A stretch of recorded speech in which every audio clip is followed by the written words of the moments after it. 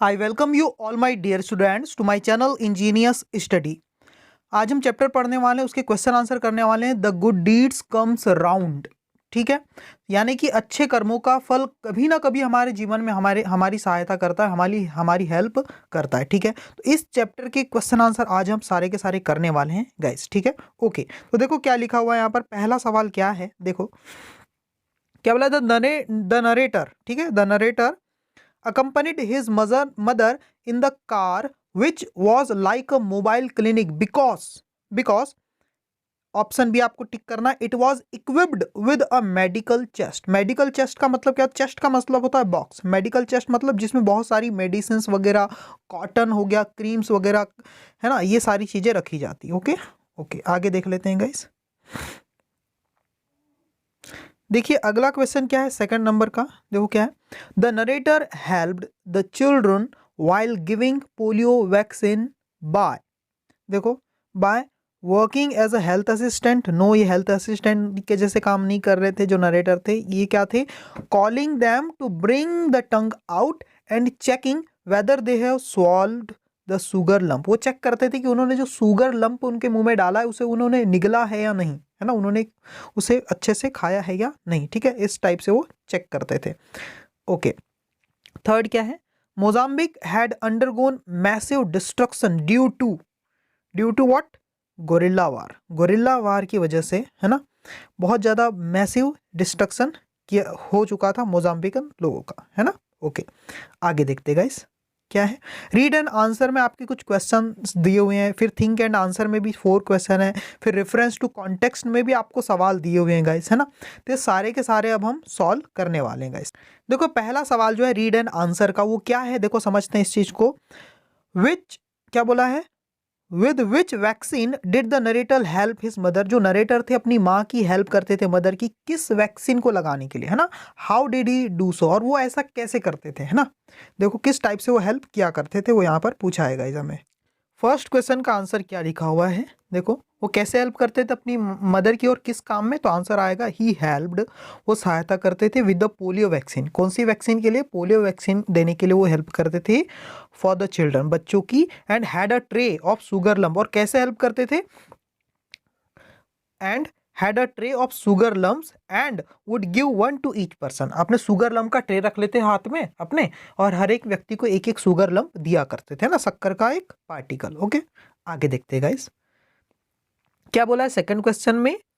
Right a description of what the narrator observe in Rhodesia in the 1970s। 1970s में Rhodesia में क्या चीजें उन्होंने ऑब्जर्व की, नरेटर ने वो आपको लिखनी है। What was the condition of Mozambique by 1986, और मोजाम्बिक की क्या कंडीशन हो गई थी 1986 तक, है ना। When the narrator came back, जब वापस नरेटर वहां आए, तो आंसर बहुत ही सिंपल है। इन द 1970s यानी 1970 के दशक में ना, the war for black majority rule escalated in Rhodesia. जो ब्लैक मेजॉरिटी वाले जो लोग थे, है ना, उन्होंने क्या कर दिया था, एस्केलेटेड मतलब बढ़ गया था। रोडेसिया में ब्लैक मेजोरिटी को जो लोग थे बहुत ज़्यादा अटैक करने लगे, और बाय 1986, और बाय 1986 तक क्या हो गया था, Mozambique had been battered by decades of war and famine. कई प्रकार, बैटर्ड मतलब परास्त हो गया था, बहुत हालत खराब हो गई थी किसकी, मोजाम्बिक की, बाय डिकेट्स ऑफ वार, यानी दशकों से जो वार चला आ रहा था, लड़ाइयाँ चली आ रही थी, युद्ध चले आ रहे थे, उससे हालत खराब हो गई थी। एंड फैमिन, फैमिन का मतलब होता है गरीबी, भुखमरी की वजह से भी पूरी हालत खराब हो गई थी। ठीक है, आगे देखो क्या है। What did the narrator do in England? England में नरेटर ने क्या किया, देखो वहां से वो इंग्लैंड चले गए थे। How did he come to Africa once again, वापस अफ्रीका फिर आते हैं वो। देखो अफ्रीका से इंग्लैंड चले गए थे, फिर वापस वो अफ्रीका आते हैं, वो क्यों, हाउ, कैसे आते हैं वो, देखो समझना। In England the narrator took up journalism, journalism की जॉब वो करने लगे, मतलब न्यूज़ रिपोर्टर की जॉब, न्यूज़ कलेक्ट करने का काम करने लगे इंग्लैंड में। And began working for the London Sunday Times, और लंदन का एक न्यूज़पेपर है द लंदन संडे टाइम्स, उसके लिए वो काम करने लगे। He came to Africa again, और वापस वो फिर से अफ्रीका आते हैं, क्यों, to collect the proof that the Mozambique rebels had bases in neighbouring Malawi. जो मोजाम्बिक रिबेल्स जो विद्रोही लोग हैं मोजाम्बिक के, उन्होंने अपने बेस तैयार किए, कैंप तैयार किए, कहाँ पर? मलावी में। मलावी करके एक जगह है वहां पर। तो इस बात को कंफर्म करने के लिए वो वापस आ जाते हैं। ठीक है, ये अगला सवाल है, फोर्थ क्वेश्चन क्या है देखो। What happen when the narrator was taken to the base the second day. जब अगले दिन उन्हें जब वापस बेस में ले जाया जाता है ना, मोजाम्बिक लोगों के द्वारा, नरेटर रिबेलियन जो होते हैं वो अपने बेस में ले जाते हैं नरेटर को। What was the twist in the story. तो कहानी में क्या ट्विस्ट आता है। When the narrator was taken to the base by the rebels, जो विद्रोहियों के द्वारा उनके कैंप में ले जाया जाता है, बेस में ले जाया जाता है नरेटर को, तो क्या होता है? The narrator greeted the commander in Chindau dialect. एक चिंदाऊ करके लैंग्वेज है, चिंदाऊ। उस भाषा में नरेटर क्या करते हैं? ग्रीट करते हैं। मतलब जब हम पहली बार मिलते हैं तो उनको गुड मॉर्निंग, गुड इवनिंग, ऐसा कुछ ग्रीट करते हैं वो। ठीक है, चिंदाऊ भाषा में है ना, नमस्ते करते कहना चाहिए। ही वॉज अमेज्ड एंड आज द नरेटर हिज नेम। तो जो कमांडर है बहुत ज़्यादा आश्चर्यचकित हो जाता है और नरेटर से उनका नाम पूछने लगता है। ठीक है, और एड्रेस भी पूछता है। द कमांडर रिमेंबर्ड, और जब उस कमांडर को याद आता है that the narrator and his mother had vaccinated him once, कि एक बार इस नरेटर ने, उसकी मदर ने क्या किया था? उसे वैक्सीनेट किया था। ये चीज़ उसे याद आ जाती नरेटर को, या मतलब रिबेल को, कमांडर को। अब देखिए थिंक एंड आंसर के जो क्वेश्चंस है वो देख लेते हैं। My eyes got used to the darkness just in time to see his wide smile disappear. मेरी आंखों ने डार्कनेस में देखना स्टार्ट कर दिया था, मतलब डार्कनेस की आदी हो गई थी मेरी आंखें, अंधेरे में मैं देख पा रहा था, और तभी मैंने देखा कि जो वाइड स्माइल थी वो गायब हो गई। सामने जो बंदा था उसकी स्माइल जो थी, मुस्कुराहट, वो क्या हो गई? डिसअपियर हो गई। मतलब एक रिबेलियन था उसकी स्माइल, है ना। Why did the wide smile disappear. ये जो स्माइल थी, मुस्कुराहट थी, वो गायब क्यों हो गई? व्हाट हैपन नेक्स्ट, आगे क्या हुआ देखते समझते हैं। The smile of one of the rebels disappeared. जो बहुत सारे जो विद्रोही लोग थे, रिबेल लोग थे, आतंकवादी टाइप के जो लोग थे, उनकी उसमें से एक की ने जब देखा इस नरेटर को तो उसकी स्माइल गायब हो गई। By seeing the new face of the narrator के इस नए चेहरे को देख करके, क्योंकि इसके पहले उसने देखा नहीं था, उसे लगा ये कौन आ गया नया बंदा यहाँ, है ना। After that the narrator was taken to the base of rebels, और उसके बाद उसे नरेटर को रिबेल लोगों ने अपने कैंप में लेकर के गए, है ना, बेस में लेकर के गए। ये चीज हुई। आगे देख लेते हैं अगला question. What do you think the commander felt amazed as he was greeted by the narrator. जब नरेटर के द्वारा कमांडर को ग्रीट किया गया, नमस्कार किया गया उसी की भाषा में, है ना, तो उसने ऐसा आश्चर्य क्यों फील किया? कमांडर ने इतना एकदम आश्चर्यचकित क्यों हो गया? अमेज मतलब सरप्राइज क्यों हो गया वो? आंसर देखते हैं। The commander felt amazed as he greeted by the narrator in Chindau language because, Chindau language में जैसे उसे ग्रीट किया गया तो वो बहुत ज़्यादा अमेज हो गया, मतलब आश्चर्यचकित हो गया। Because this language was use only by Ndau people. जो नदाऊ पीपल है उन्हीं के द्वारा ये लैंग्वेज यूज की जाती थी। आफ्टर दिस, और इस चीज़ के बाद, commander got the introduction of narrator. जो कमांडर है वो नरेटर का इंट्रोडक्शन लेते, परिचय लेते हैं। And he behaved to the narrator as since nicely as he had got his old friend. और वो इस इतने अच्छे से बिहेव करते हैं, व्यवहार करते हैं नरेटर के साथ जैसे उसे कोई अपना पुराना मित्र मिल गया हो, है ना, ऐसा है। थर्ड क्वेश्चन क्या है? Look now he said I grew up strong why did the commander say this. Narrator ने कमांडर से कहा, देखो अब मैं कितना बड़ा हो गया हूँ, स्ट्रॉन्ग भी हो गया हूँ, है ना, ऐसा उसने क्यों कहा? आंसर देखो। The commander said this because he wanted to tell the narrator because the positive effect of the vaccination programme that was lead by the narrator and his mother. देखो वो क्या बताना चाह रहे थे ऐसा करके, जो कमांडर ने ऐसा कहा क्योंकि वो ही वांटेड टू टेल, वो ये बताना चाहता था किसको? नरेटर को। किसके बारे में? About the positive effect of the vaccination programme. जो उसकी नरेटर ने, उनकी मदर ने जो वैक्सीनेशन प्रोग्राम किया था उसका कितना अच्छा असर पड़ा है लोगों पर, है ना, वो दिखाना चाहता था ना। दैट वाज लीड, जो कि चलाया गया था नरेटर और उसकी माँ के द्वारा। तो इस चीज़ को शो करने के लिए उसने ये चीज़ बताई कि आपके द्वारा लगाई गई वैक्सीन ने मुझे इतना फायदा किया। आगे देखो। I have the photo still a statement to the permanence of good deeds. मेरे पास अभी भी एक फोटो रखा हुआ है। नरेटर कह रहे हैं उन रिबेलियंस के साथ मैंने एक फोटो खिंचवाया था, वो अभी भी मेरे पास रखा हुआ है। एक टेस्टमेंट मतलब प्रूफ के रूप में, एक सबूत के रूप में, to the permanence of good deed. Permanence का मतलब होता है अच्छे फलों का, गुड डीड मतलब अच्छे कर्मों के एक परमानेंस मतलब प्रभाव के रूप में उस फोटो को मैंने रखा हुआ है अपने पास कि अच्छे कर्म का अच्छा फल होता है, इस बात का सबूत है वो फोटो मेरे साथ, है ना। What makes the narrator say this? Narrator ने ऐसा क्यों कहा? At the end of the lesson, lesson के आखिरी में आंसर देखते हैं. In the beginning, the narrator felt that he had completely stuck among the robbers. शुरू में नरेटर को ऐसा लगा कि वो तो पूरी तरह से फंस चुके हैं उन रॉबर्स के बीच में, है ना। यार रॉबर्स नहीं लिखना था एक्चुअली, रेबल्स होना था एक्चुअली। क्या होना था? रेबल्स, REBELS, आप लिख लेना rebels. And he would be killed by them, और उसे लगा कि अब क्या हो जाएगा, वो उसे मार डालेंगे, है ना। When narrator introduced himself to the commander, और जब नरेटर ने कमांडर से अपना परिचय करवाया, कमांडर को अपना परिचय दिया, तो he was let go and finally his good deeds saved his life. तो तब ही वॉज लेट गो मतलब ही किसके लाया? नरेटर के लाया, है ना। तो the narrator was let go, narrator को जाने दिया गया वहां से, एंड फाइनली और अंततः क्या हुआ? हिज गुड डीड्स, नरेटर के जो अच्छे कर्म थे, सेव्ड हिज लाइफ, उसकी जिंदगी को बचा पाए। ठीक है, ये यहाँ पर मीनिंग है इसका, है ना। देखो रेफरेंस टू कॉन्टेक्स्ट में आपको यहाँ वर्ड क्विज दिया हुआ है। क्या है ये? देखो कुछ वर्ड्स होते गाइस जो एक साथ चलते हैं, जैसे लाइफ एंड डेथ एक साथ चलता है, ब्रेड एंड बटर भी एक साथ चलता है। ब्रेड एंड बटर का मतलब होता है अपनी जीविका, है ना। चॉक एंड चीज का मतलब होता है एकदम डिफरेंट, है ना। थंडर एंड लाइटनिंग का मतलब क्या होता है? एकदम दो अलग अलग इफेक्ट। और फूड एंड हाउस ये साथ में चलने वाली चीज नहीं, फूड एंड हाउस ऐसा इसका कोई सिंगल मीनिंग नहीं होता, तो एकदम डिफरेंट वर्ड है सी। ठीक है, समझते हैं। आगे देखो, रेफरेंस टू कॉन्टेक्स्ट में क्या है? Read the following statement and answer the question that follow. Statement को पढ़ना है और क्वेश्चन आंसर आपको यहाँ पर आंसर देना है क्वेश्चंस के। देखो क्या बोला है, इन अ फ्यू मिनट्स, थोड़े ही मिनट के बाद, I had been elevated from hostage to an honoured guest. एक हॉस्टेज का मतलब होता है एक कैदी से, मुझे कैदी के रूप में रखा गया था, है ना।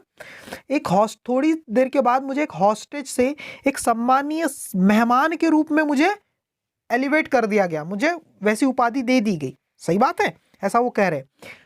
Where was the speaker at that moment, जब वो स्पीकर ऐसा कह रहे हैं, नरेटर ऐसा कह रहे हैं, है ना, तब वो कहाँ पर थे, है ना, कहाँ थे वो? आंसर देखो, the speaker was under the grip of rebels at this moment. इस वक्त वो क्या थे? वो रिबल्स के ग्रिप में थे, मतलब उनके बंधक बने हुए थे। ठीक है, आगे क्या है? देखो इसी का दूसरा सेंटेंस क्या है? Who did the speaker meet, whom did the speaker meet there? वहां पर स्पीकर जो थे नरेटर, वो किससे मिलते हैं? The speaker met the camp commander of the rebels there. जो रिबल लोग थे, विद्रोही लोग का जो कैंप कमांडर था, उनसे वो मिलते हैं। ठीक है, और नदाऊ भाषा में ग्रीट करते हैं ना। आगे, what special treatment did the speaker receive after being elevated? जो स्पीकर है मतलब नरेटर है, उन्हें क्या खास ट्रीटमेंट दिया जाता है? क्या उनका आवभगत, उनका सम्मान किया जाता है ना। जब speaker received after being elevated, हाँ समझते हैं इस चीज को। क्या उनको जब उनका परिचय पता चल जाता है ना कमांडर को, तो कैसे उनसे व्यवहार किया जाता है? आंसर देखो, the narrator was assured to a seat. Narrator को ले जाया जाता है उस सीट के पास, उस कुर्सी के पास, at the commander's right hand, जो कमांडर के राइट हैंड पे रखी होती, वहां पर उन्हें बिठाला जाता है। द फॉलोइंग डे, और अगले दिन he was return to Malawi, उसे वापस मलावी भेज दिया जाता है। And handed back all his items, और उसके सारे सामान को वापस उसे दे दिया जाता है नरेटर को। ये ट्रीटमेंट उसे मिलता है ना। D, why was the speaker treated as an honoured guest? जो स्पीकर है, जो नरेटर है, उन्हें एक सम्मानीय मेहमान के रूप में क्यों ट्रीट किया गया? आंसर देखते हैं। He was treated as an honoured guest, उसे एक सम्मानीय मेहमान के रूप में ग्रीट किया, मतलब व्यवहार किया गया, उनके साथ बिहेव किया गया, because he had participated in the life saver vaccination programme with his mother, क्योंकि उन्होंने लाइफ सेवर वैक्सीनेशन प्रोग्राम में अपनी माँ का साथ दिया था। And saved the life of these rebels as well, और इन रिबेलियंस की, इन रिबल्स की भी लाइफ को उन्होंने बचाया था बाकी लोग के साथ साथ। ठीक है, अब आपको क्या है गाइस, इस पेज नंबर में आप ध्यान से देखना। ठीक है, क्या है आपको देखना, टाइम फॉर डिस्कशन, इसको छोड़ो। यहाँ पर जो लिसनिंग में आपको यहाँ पर लिखा हुआ एक खास चीज, पेज नंबर 120 आपको निकालना है, और आपको एक स्टोरी आपको मिलेगी, वहीं से सारी चीजें मैंने फिल करके रखी हुई है। ठीक है ना गाइस, देखो क्या बोला है, fill in the blank with word of your choice, है ना। Then listen to the same extract to compare the missing words, और आपको मिसिंग वर्ड आपको क्या करना है, फिल करने। तो कहाँ से करोगे? पेज नंबर 120 में स्टोरी, तो मैंने फिल कर दिया, आप देख सकते हो। ठीक है, आप इसे पढ़ लेना गाइस। ठीक है, ओके, आगे अब ग्रामर में आ जाते हैं। क्या बोला है ग्रामर में? Past perfect and past perfect continuous tense. तो आपको क्या करना है? टिक करना है पास्ट परफेक्ट टेंस को। देखो पास्ट परफेक्ट टेंस को आपको टिक करना है, ठीक है। पास्ट परफेक्ट टेंस क्या होता है? देखो क्या होता है, हैड लगा देना है और उसके बाद वर्ब की थर्ड फॉर्म, ये होती पास्ट परफेक्ट टेंस की का फॉर्मूला, हैड है ना, प्लस V3 वर्ब की थर्ड फॉर्म, बस ये फॉर्मूला जहां जहां होगा उसको टिक करना है। जैसे दो सेंटेंस है फर्स्ट में, तो कौन सा सेंटेंस पास्ट परफेक्ट टेंस में? तो पहला सेंटेंस में देखो हैड लिखा है और ये प्लांटेड वर्ब की थर्ड फॉर्म लिखी हुई है। सेकेंड वाले में ओनली प्लांटेड लिखा हुआ है वर्ब की सेकंड फॉर्म, है ना, प्लांटेड ही सेकंड फॉर्म भी है, थर्ड फॉर्म भी। तो हैड के बाद अगर चीज लिखी हुई है थर्ड फॉर्म में तो वही पास्ट परफेक्ट होगा, इसलिए मैंने फर्स्ट वाले को टिक किया। वैसे यहाँ पर देखो हैड लेफ्ट लिखा हुआ है, जस्ट बीच में आ गया है, लेकिन हैड के बाद लेफ्ट है तो इसी को टिक करना है। और यहाँ पर had known, had always known, know की थर्ड फॉर्म, तो इसी को टिक करना है, इसको मत कर देना, नो आई नो वो मत करना। अब नीचे क्या है, बी में क्या लिखा हुआ है आपको देखो ध्यान से, fill in the blank using the correct form of the verb. Past perfect continuous tense वाली फॉर्म भरनी। पास्ट परफेक्ट कॉन्टिन्यूअस का मतलब क्या होता है? हैड प्लस आपको लगा देना है बीन और प्लस लगा देना है वर्ब की I N G form, had been going, had been eating, had been playing, इस टाइप से। तो वैसे ही जैसे बिल्ड लिखा है तो बिल्ड की आईएनजी फॉर्म बिल्डिंग, तो हैड बीन के बाद बिल्डिंग लिख देना। यहाँ राइट लिखा है तो हैड बीन के बाद राइटिंग लिख देना। यहाँ रेन लिखा है तो हैड बीन के बाद रेनिंग लिख देना। बस ऐसे ही करना, आपकी फॉर्म आप फिल कर पाएंगे, ठीक है। और ये दिया, और क्या दिया? बस इतना ही थे क्या? तीन ही सवाल थे। हाँ, आप सी में देखो, देखो सी में देखो क्या दिया है गाइस, है ना, थोड़ा सा और बड़ा कर लेते हैं। हाँ, choose suitable expressions from the box and fill in the blanks. तो यहाँ पूरे ब्लैंक स्पेस में जो जो भी सुटेबल ऑप्शन आएंगे मैंने टिक कर दिया है। देखो फर्स्ट में आएगा हैड क्रिएटेड, सेकेंड में आएगा हैड क्राइड, थर्ड में आएगा हैड ट्राइड, फोर्थ में आएगा हैड रिफ्यूज्ड, फिफ्थ में हैड मैनेज, सिक्स में हैड नरेटेड, सेवन में ये और एट में हैड गॉन। ये सारी चीज आएगी, आप इसको पढ़ के इसका मीनिंग निकालने की कोशिश करना गाइस, है ना। एक दो लाइन का मीनिंग देखो, my mother told me that I had created a lot of फस। फस का मतलब होता है दिक्कतें, है ना। मैं बहुत ज्यादा दिक्कतें खड़ी कर दिया करता था on the first day on my school. मैं अपने पहले दिन के स्कूल में बहुत सारी दिक्कतें मैंने खड़ी कर दी थी, है ना। आई, फिर क्या लिखा हुआ है सेकंड में क्या आएगा, हैड क्राइड, मैं रोया था लगातार, फॉर आवर्स, घंटों रोया था मैं लगातार, है ना। माई पेरेंट्स हैड ट्राइड, मेरे पेरेंट्स ने बहुत ज़्यादा कोशिश की थी टू पेसिफाई मी, मुझे शांत करने के लिए, by offering all sort of gifts, हर प्रकार की गिफ्ट मुझे ऑफर किए गए, टू काम माई नर्व्स, मुझे शांत करने के लिए, बट इन वेन, लेकिन उसका कोई मतलब नहीं निकला। तो ऐसा करके आप मीनिंग निकाल सकते हो। अब क्या बोला है गाइस, देखो डी में, underline the verbs in past perfect tense. Past perfect tense की वर्ब क्या होती है? हैड प्लस वर्ब की थर्ड फॉर्म, ये मैंने आपको बताया, ठीक है। तो यहाँ भी वही करना है, जहाँ हैड दिख जाए वहां रुक जाना। कहाँ यहाँ हैड कहाँ लिखा हुआ? देखो ये लिखा हुआ, तो हैड के साथ अगली MET, मेट, हैड मेट, इसको अंडरलाइन कर लेना, हैड मेट, ठीक है।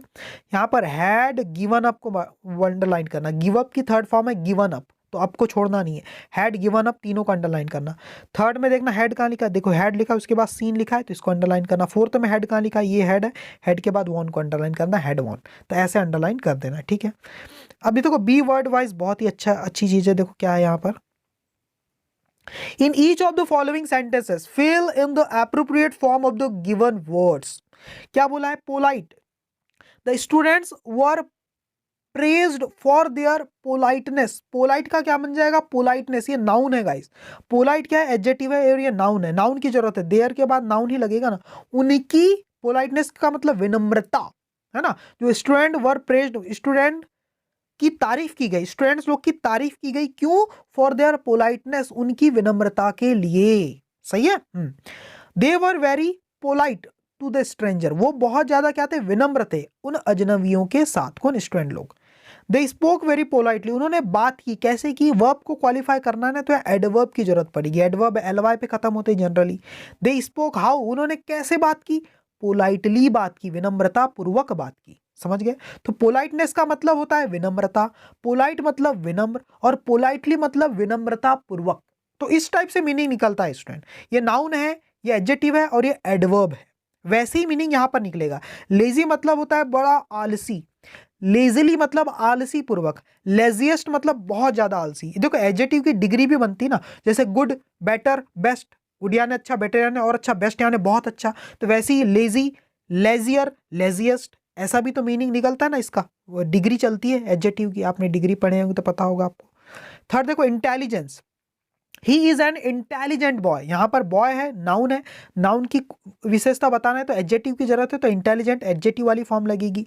ही टॉक्स, वो बातें करता है, कैसी बात करता है, बड़ी चालाकी पूर्वक, बुद्धिमत्ता पूर्वक, मतलब इंटेलिजेंटली यहां पर आएगा, है ना। ही शोड हिज, उसने दिखाया, अपनी क्या दिखाया, बुद्धिमत्ता दिखाई, है ना, इंटेलिजेंस दिखाई, है ना, by answering all the question, सारे सवालों के जवाब देकर उसने अपनी बुद्धिमत्ता शो की, ठीक है ना। इंटेलिजेंट मतलब होता है, इंटेलिजेंट मतलब बुद्धिमान, इंटेलिजेंटली मतलब बुद्धिमत्ता पूर्वक, इंटेलिजेंस मतलब बुद्धिमानी, और यहाँ बुद्धिमानी पूर्वक, समझ गए। वैसे ही बी में देखो मैंने सारे आंसर टिक करके रख दिए आपके लिए। पुट इन, अब मीनिंग भी मैं आपको बता देता हूं। You need to, put in का मतलब क्या होता है, एफर्ट लगाना। You need to put in a lot of efforts, मतलब अपने आप को झोंक देना। You need to put in a lot of efforts to make this project a success, ऐसा बोला। Your game and listen to me, put off का मतलब होता है थोड़ी देर के लिए बंद करो, बंद कर दो अपने गेम को, एंड लिसन टू मी, और मुझे सुनो। Put off your game and listen to me. Third क्या है, the fireman used water jets to, water jet का यूज किया, पानी की धार का यूज किया फायरमैन ने, टू व्हाट, किस चीज के लिए, फायर, आग को बुझाने के लिए। और आग को बुझाने के लिए कौन सा वर्ड यूज करते हैं, put out, put out the fire, आग बुझा दो बोलते हैं ना। तो put out the fire, okay. यहां पर देखो फोर्थ में क्या दिया है गाइस, देखो फोर्थ में, I was really put away by the rumors floated by my friend. जो अफवाहें उड़ाई गई थी ना मेरे दोस्त के द्वारा, उससे मैं पूरी तरह से क्या था, दूर था भाई, अपने आप को दूर रखा था मैंने। He wanted to put across his views. Put across का मतलब होता है सामने रखना, किसी के सामने अपनी बात को रखना को बोलते हैं put across, है ना। वो क्या करना चाहता था, he wanted to put across his view, अपनी बातें सामने रखना चाहता था, but was not allowed to do so, लेकिन उसे ऐसा करने के लिए अलाउ नहीं किया गया, परमिशन नहीं दी गई।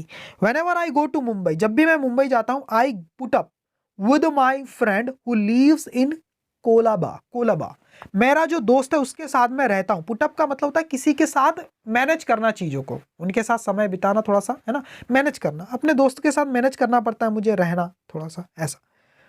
आगे देखो क्या बोला है, find 6 describing words in the word grid. अब सबसे बड़ी चीज यहां है, डिस्क्राइबिंग वर्ड का मतलब होता है एडजेक्टिव।